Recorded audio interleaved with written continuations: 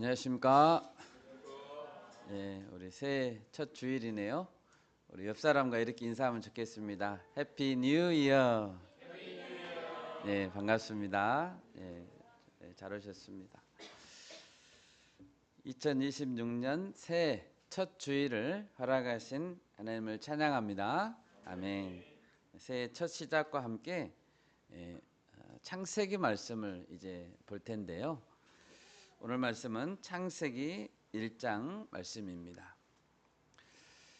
세상의 기원에 대해서 모든 사람들은 궁금해하고 또 기원이 무엇인가 이 질문은 가장 중요한 질문 중에 하나일 것 같습니다.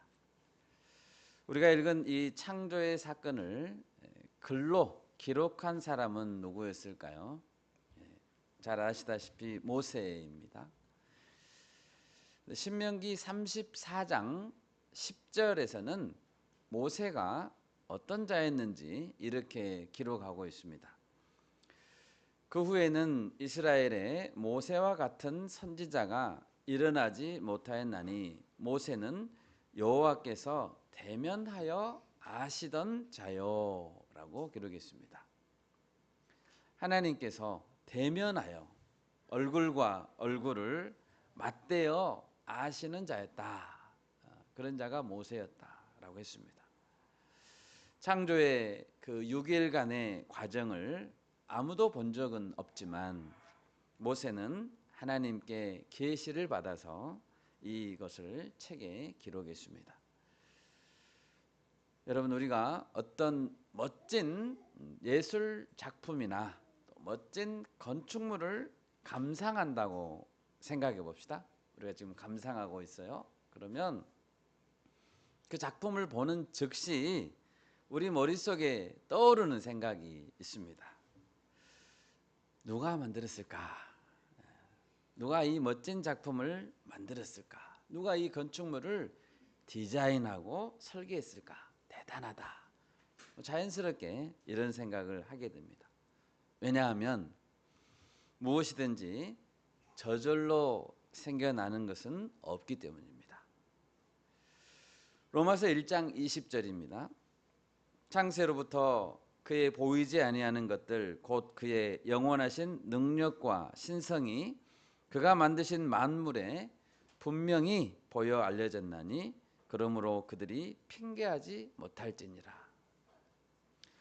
우리가 광대한 자연의 세계, 우주의 수많은 별들, 계절을 따라 피는 꽃과 또 나무와 다양한 동물들을 접한다면 그것들을 만드신 분, 창조주가 계심을 부인할 수 없습니다. 또한 히브리서 11장 3절에서는 이렇게 말합니다. 믿음으로 모든 세계가 하나님의 말씀으로 지어진 줄을 우리가 아나니 보이는 것은 나타난 것으로 말미암아 된 것이 아니니라. 이 말씀을 보면 우리는 모든 세계가 하나님의 말씀으로 지어진 줄을 어떻게 할 수 있습니까? 믿음으로 라고 시작했죠. 믿음으로 알 수 있습니다. 믿음의 눈으로 바라보면 이해하게 됩니다. 사실 생명의 기원에 대한 모든 다른 이론들도 모두 자신들이 세운 가설들이 진짜일 것이라는 신념을 근거로 합니다. 그렇지만 그런 다른 가설들은 이미 선포된 하나님의 창조 주권을 받아들이지 않으려는 불신앙과 잘못된 가정에서 출발한 것들입니다. 오늘 설교의 제목은 태초에 하나님이 천지를 창조하시니라입니다. 여러분 믿으십니까? 아멘.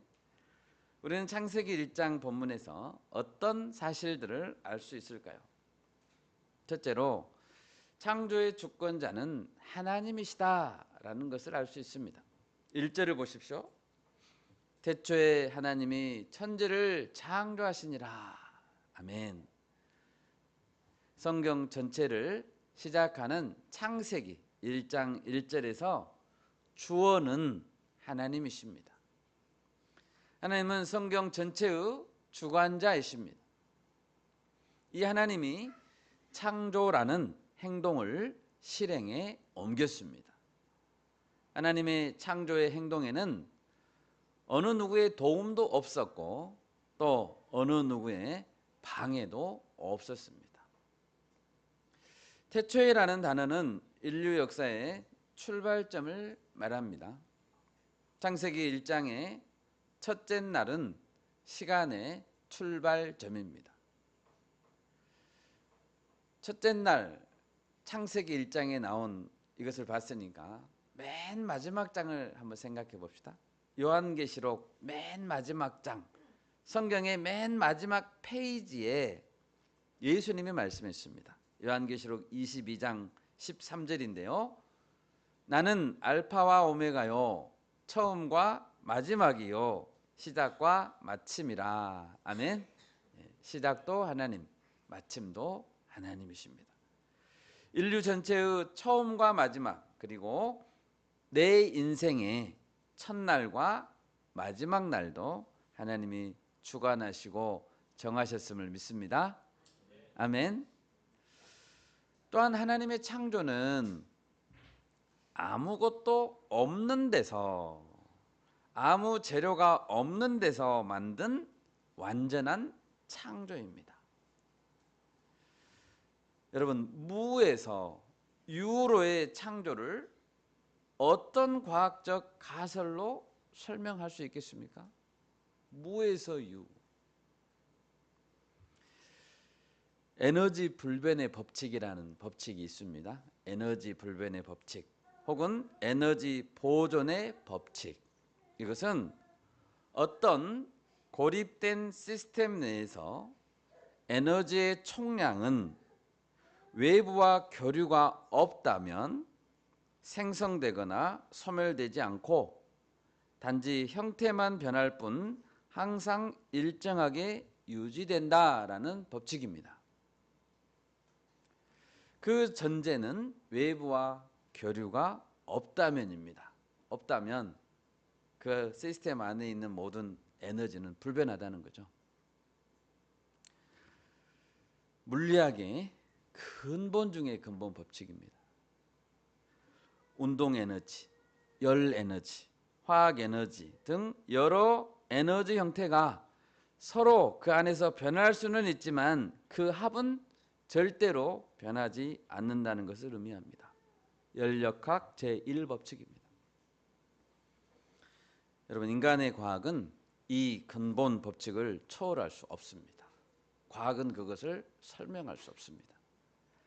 어떻게 온 세상은 무에서 유가 되었는가? 창조주를 믿지 않는다면 이해할 수 없습니다. 아멘. 성경의 주권자 하나님이시죠.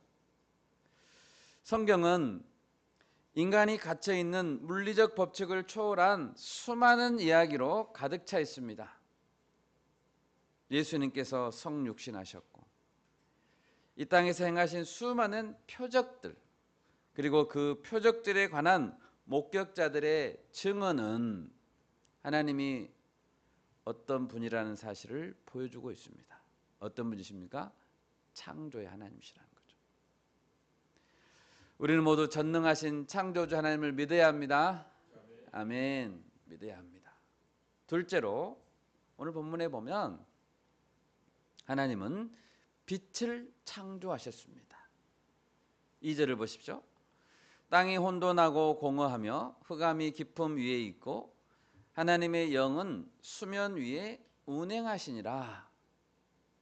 하나님께서 창조하신 최초의 땅은 혼돈하고 공허했습니다. 여기서 우리는 혼돈하고 공허했다는 표현을 오해하면 안 됩니다.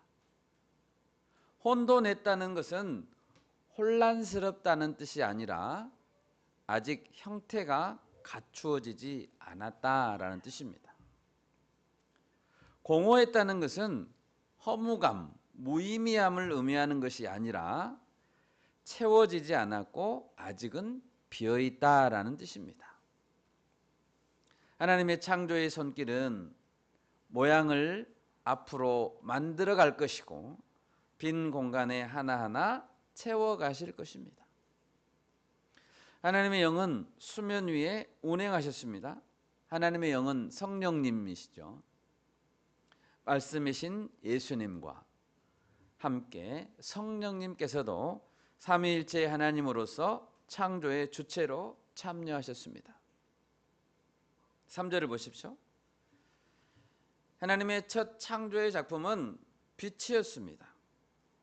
하나님께서 말씀하시자 빛이 생겼습니다.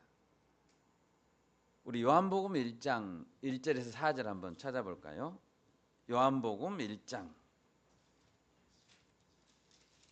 1절에서 4절 말씀 우리 합독하겠습니다. 태초에 말씀이 계시니라. 이 말씀이 하나님과 함께 계셨으니 이 말씀은 곧 하나님이시니라. 그가 태초에 하나님과 함께 계셨고 만물이 그로 말미암아 지은 바 되었으니 지은 것이 하나도 그가 없이는 된 것이 없느니라. 그 안에 생명이 있었으니 이 생명은 사람들의 빛이라. 아멘. 예수님 안에 생명이 있습니다. 아멘. 이 생명은 사람들의 빛입니다. 사도 바울은 초대교회 당시에 그리스도인들을 박해하기 위해 다마스커스라는 곳으로 가던 중에 부활하신 예수님을 만났는데 그는 이 장면을 이렇게 생생하게 기록합니다. 우리 사도행전 22장 6절에서 9절을 찾아보겠습니다. 사도행전 22장 6절에서 9절 말씀 우리 합독하겠습니다. 가는 중 다메섹에 가까이 갔을 때에 오정쯤 되어 호련히 하늘로부터 큰 빛이 나를 둘러 비치매 내가 땅에 엎드려져 들으니 소리 있어 이르되 사울아 사울아 네가 왜 나를 박해하느냐 하시거늘 내가 대답하되 주님 누구시니까 하니 이르시되 나는 네가 박해하는 나사렛 예수라 하시더라. 나와 함께 있는 사람들이 빛은 보면서도 나에게 말씀하시는 이의 소리는 듣지 못하더라. 아멘. 정오는 하루 중에 햇빛이 가장 밝을 때죠. 그런데 바울이 만난 빛은 그 정오에 만났는데 햇빛과는 비교할 수 없는 밝은 빛이었다고 했습니다. 하늘로부터 비치는 큰 빛이었습니다. 다른 사람들도 그 빛을 보았다라고 증언합니다. 여러분 창세기 1장 3절의 빛은 하나님께서 창조하신 빛입니다. 해와 달과 별은 몇째 날에 만들어졌습니까? 넷째 날에 만들어졌습니다. 해와 달과 별은 그러므로 빛의 근원이 아닙니다. 단지 해와 달과 별은 낮과 밤을 주관하는 광명체, 하나님의 피조물일 뿐입니다. 여러분 빛은 우리에게 무엇을 가능하게 할까요? 몇 가지만 살펴보겠습니다. 빛은 있는 모습 그대로의 형태와 개성과 고유한 색깔을 보여줍니다. 여러분 빛이 그렇죠? 옛날에 제가 어렸을 때 처음 칼라 텔레비전이 나왔습니다. 칼라 텔레비전 지금은 다 보고 있는데 우리나라가 처음 칼라 방송을 시작한 해는 1980년이었습니다.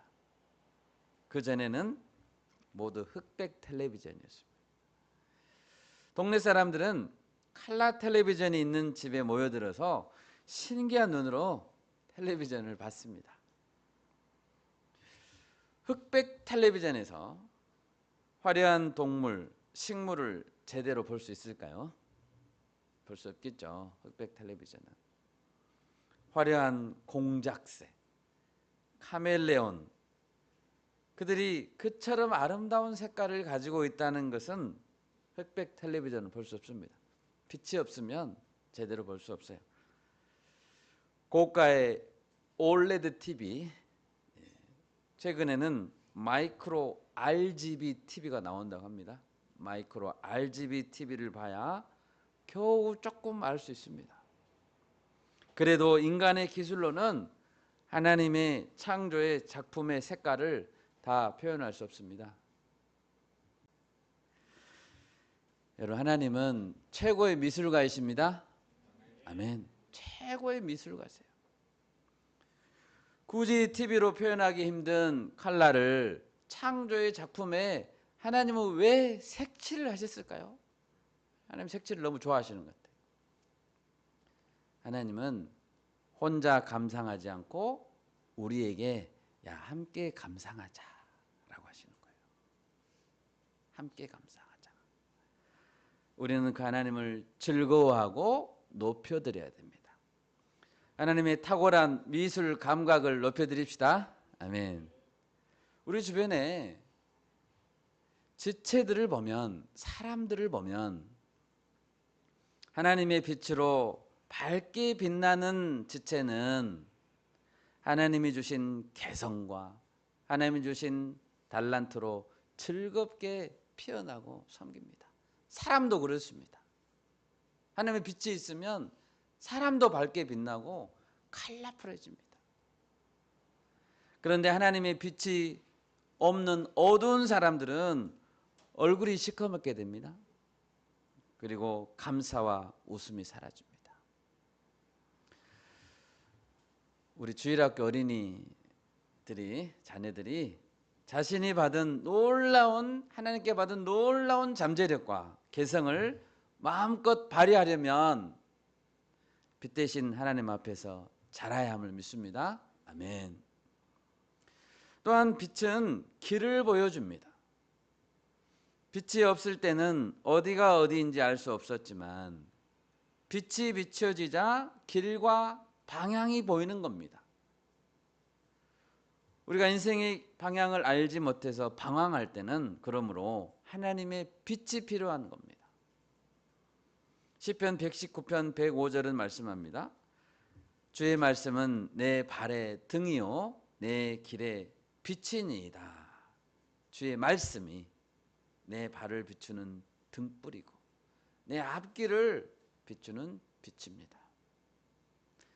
여러분, 아무리 비싼 고성능 스포츠카가 있다고 해봅시다.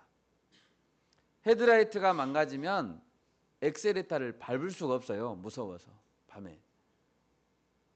고성능일수록 더 위험하죠. 방향 지시등이 고장나면 위험천만한 기계일 뿐입니다.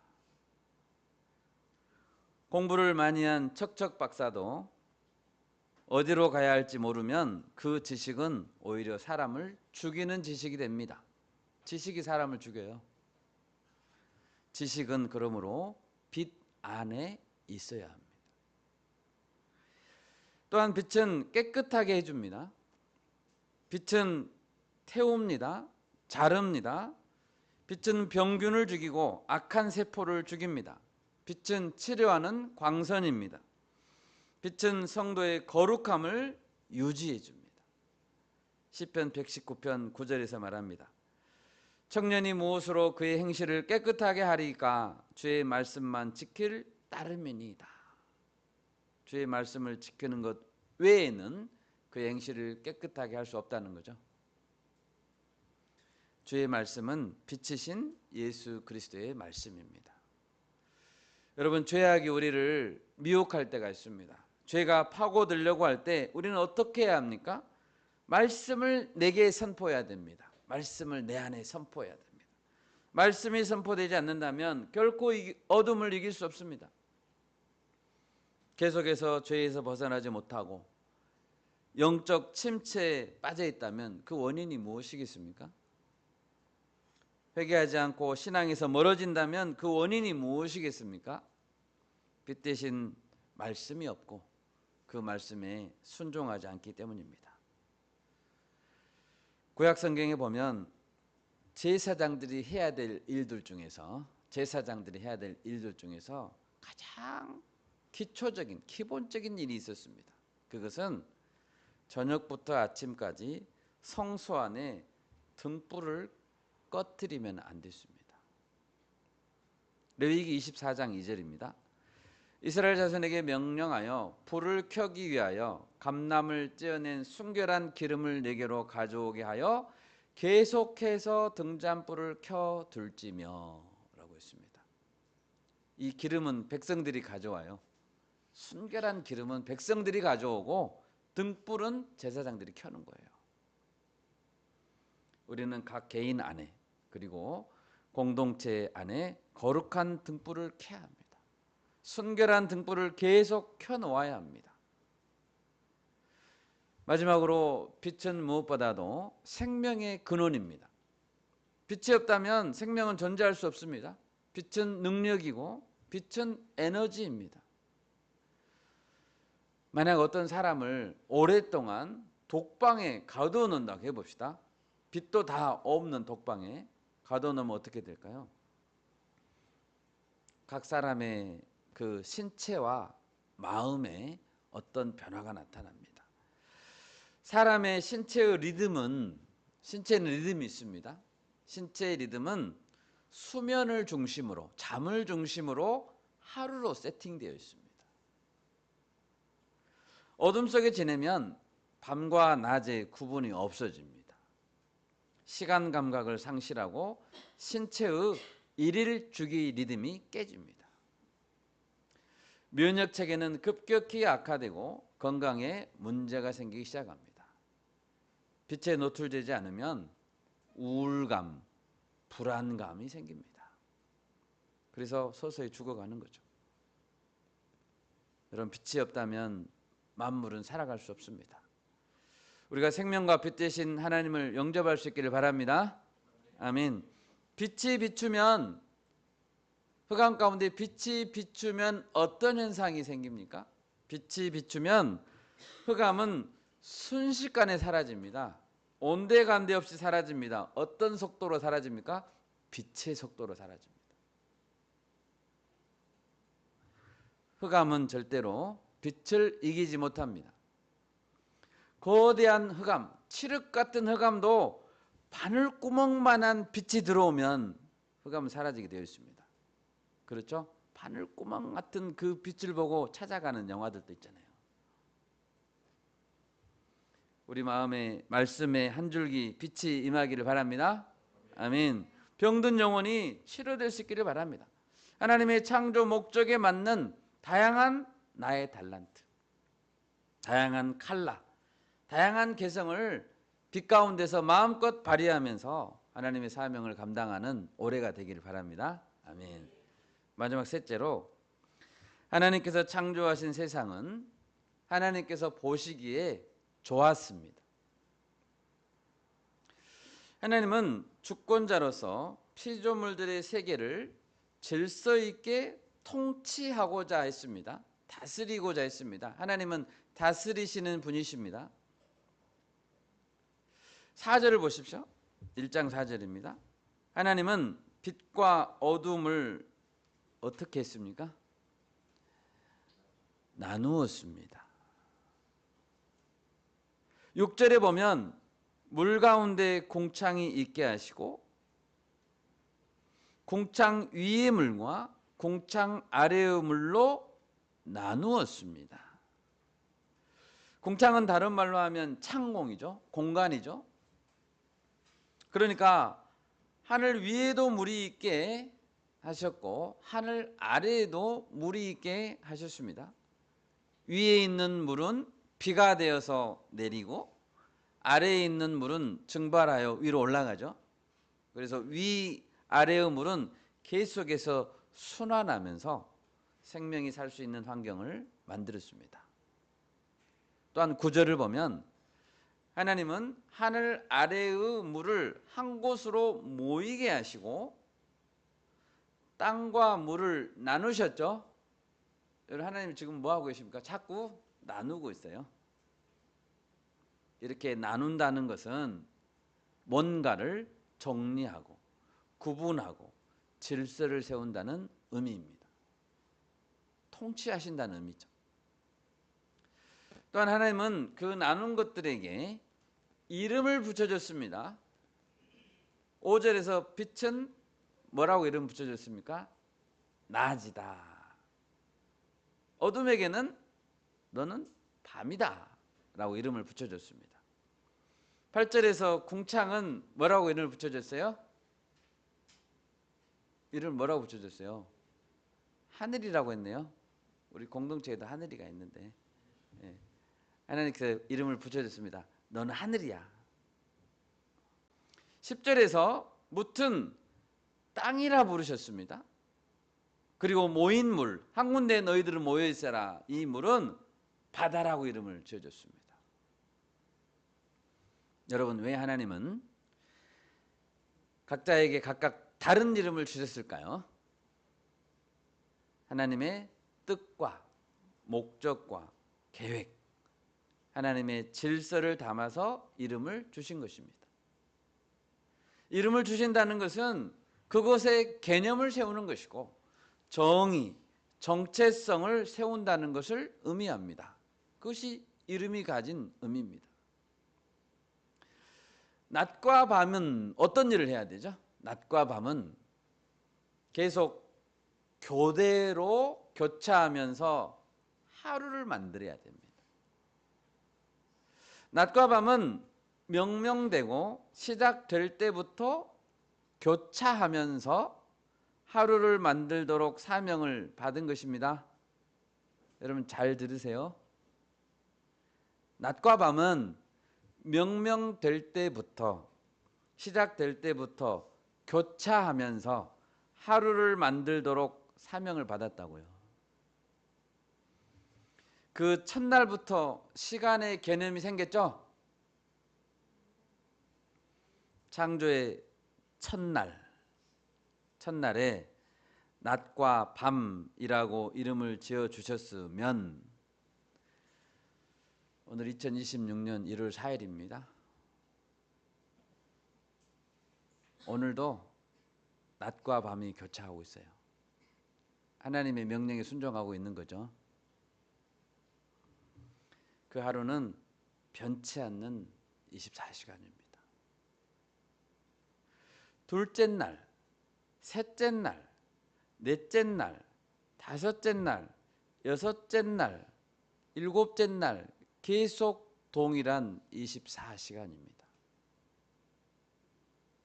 많은 사람들이 이 날 하루의 길이에 대해서 고무줄처럼 늘렸다가 줄였다가 자기들 마음대로 생각합니다. 그런데 이런 생각은 성경에 없는 주장입니다. 첫째 날부터 낮과 밤이죠? 여러분 생각해 보십시오. 둘째 날에 하나님께서 구분해 놓은 궁창 위의 물과 궁창 아래의 물이 둘째 날 구분했습니다. 그 물들이 셋째 날에 자기들 마음대로 섞여버린다면 어떻게 될까요? 둘째 날 그런 명령을 받았는데 야 우리 하루 해보니까 재미없어. 우리 다 같이 모여있자. 나눠있지 말고. 셋째 날에 섞이게 된다면 어떻게 될까요? 그러면 안 되겠죠. 만약 섞인다면 셋째 날에 어떻게 궁창 아래의 물을 바다와 땅으로 하나님이 구분할 수 있죠? 둘째 날에 구분했기 때문에 셋째 날에 그 사역이 가능한 거죠. 둘째 날에 궁창 위의 물과 아래의 물 너희들 그대로 있어야 돼. 그래야 내가 셋째 날에 땅 아래 땅에 있는 물들을 땅과 바다로 나눌 거 아니야. 셋째 날의 창조는 둘째 날의 창조의 결과를 담보로 합니다. 둘째 날의 창조가 그대로 유지되어야 셋째 날의 창조가 가능한 거예요. 셋째 날에 바다와 땅으로 구분하셨듯이 셋째 날 구분한 시점 이후로 셋째 날에 바다와 땅을 나눠줬습니다. 셋째 날 구분한 시점 이후로 바다로 모인 물은 땅으로 들어오면 안 됩니다. 안 되죠? 왜요? 땅에는 지금 풀과 나무와 채소들을 하나님 심어놨잖아요. 자라라게 했잖아요. 근데 바다가 와버리면 되겠습니까? 야, 바다는 거기 바다에 있고 여긴 땅이야. 절대 들어오지 마. 그래야 풀도 나무도 자랍니다. 하나님은 첫째 날부터 이 모든 것을 계획하셨다고요. 하나님은 계획이 있으신 분이에요. 모든 것을 계획하시고 하루하루가 반복되면서 6일간 질서대로 순차적으로 단계적으로 창조하고 있는 것입니다. 날의 길이도 마찬가지입니다. 낮과 밤의 길이가 첫째 날, 둘째 날, 셋째 날, 넷째 날이 달라지면 곤란합니다. 하나님은 하루의 시간 개념을 늘렸다가 줄였다가 하지 않으십니다.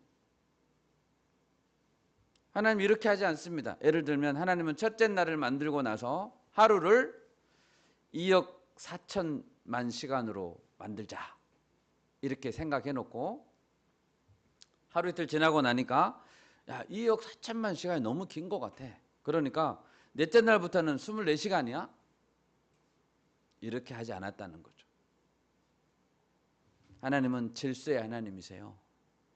하나님은 약속의 하나님이시죠. 그 말은 무슨 뜻입니까? 하나님은 약속을 입 밖으로 내시면 자기가 말씀하신 약속 안에 자신을 가두세요. 하나님은 자신이 세운 질서, 약속을 스스로 무너뜨리지 않습니다. 태양과 달과 별은 넷째 날에 창조됐습니다.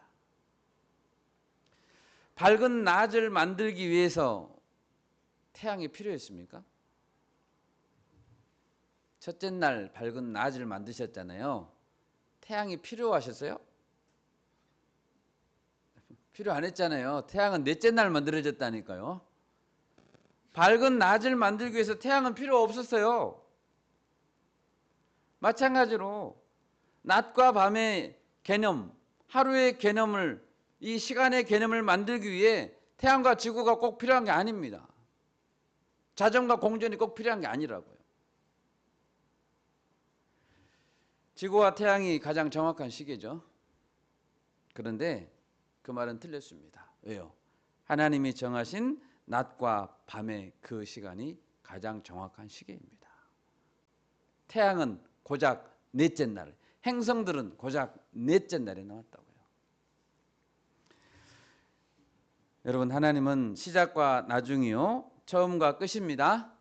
아멘. 처음부터 끝을 보고 계시는 하나님, 처음부터 끝을 보고 계시는 하나님. 하나님의 창조의 질서는 첫날부터 변하지 않습니다. 낮과 밤의 질서, 하루라는 시간의 질서, 땅과 바다의 질서, 하늘 위의 물과 하늘 아래의 물의 질서는 변하지 않습니다. 그 질서는 첫날부터 똑같이 유지되어 있어야 합니다. 하나님은 창조하신 피조물을 보시고 좋다라고 하셨죠. 보시기에 좋았더라. 4절에서 보면 빛을 보시고 하나님은 와 좋다라고 하셨습니다. 10절에 하나님이 보시기에 좋았더라라고 했습니다. 12절에 하나님이 보시기에 좋았더라. 18절에도 21절에도 25절에도 보시기에 좋았더라고 했네요. 그리고 31절에는 최종적으로 하나님이 보시기에 심히 좋았더라라고 했습니다. 정말 좋으신 거예요. 하나님 볼 때. 여러분 무엇이 그렇게 좋으셨을까요? 창조는 보시기에 좋은 하나님의 일이죠. 말씀이 선포될 때마다 빛이 있으라 말씀이 선포될 때마다 꼭 뒤따라오는 말이 있습니다. 어떤 말이 따라옵니까? 그대로 되니라. 그렇죠? 항상 하나님의 말씀이 선포되면 항상 따라오는 말이 있어요. 뭐예요? 그대로 되니라가 따라옵니다. 여러분 그게 좋은 거예요. 하나님의 솜씨의 탁월함도 좋습니다. 그 피조물들이 말씀에 순종하는 것을 보니 보시기에 좋았다라는 거예요. 물과 바다와 땅을 나누셨는데 그대로 순종하고 있어요. 채소들을 만들었는데 순종하고 있어요.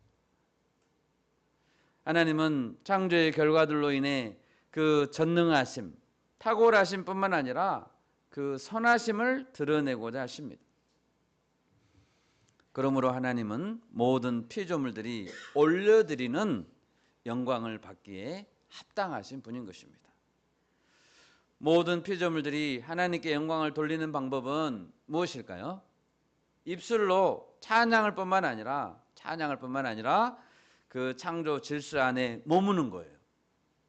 질서 안에 머무는 거예요. 그리고 그것을 즐거워하고 창조의 목적대로 순종하고 살아가는 것, 그것이 하나님의 이름에 영광을 올려드리는 것이라는 거죠. 하나님 보시기에 좋은 것을 나도 좋다고 인정해야 되는 거죠. 하나님 보시기에 좋은 것을 나도 좋다고 인정하고 하나님을 닮아가는 것, 이런 모든 것이 우리 삶의 예배인 줄 믿습니다. 말씀을 맺겠습니다. 인류 역사상 가장 지혜롭다는 솔로몬 왕은 전도서 12장 1절에서 이렇게 말했습니다. 너는 청년의 때에 너의 창조주를 기억하라. 청소년의 때에 창조주를 영접한다는 것, 그들에게 창조자 하나님을 가르치는 일은 너무나도 중요한 것입니다. 태초에 하나님이 천지를 창조하셨습니다. 이 대전제, 이 대선언은 아무도 바꿀 수 없습니다. 창조에 관한 말씀은 우리에게 주신 은혜요, 인생 문제의 해결의 열쇠입니다. 우리가 빛이신 예수님이 세상을 밝히고 나를 구원한다는 사실을 굳게 믿읍시다. 아멘. 창조의 질서를 말씀대로 인정하고 순종하고 하나님께 영광 돌리는 올 한 해가 될 수 있기를 바랍니다. 아멘. 제가 기도하겠습니다.